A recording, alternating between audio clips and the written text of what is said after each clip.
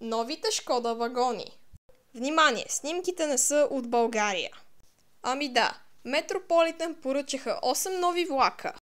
Те ще се движат по линии М1, М2 и М4 през 2026 година.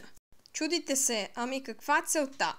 Ами да се подпомогне новата метростанция между Сливница и Обеля. Нейното строителство ще започне през октомври. Както и влакчетата да са на по-малък интервал от време. Очаква се, когато тези Шкода вагони тръгнат и новата метростанция да бъде в експлоатация, както и влаковете са дълги 80 метра. Ще бъдат климатизирани и ще има видеонаблюдение. Ще развиват най-много 90 км, ще има места за инвалиди и за колела, а общата стойност са 68 милиарда евро. Благодаря, че останахте до самия край на видеото. Дайте един лайк и се абонирайте за канала ми, ако искате подобни видеа.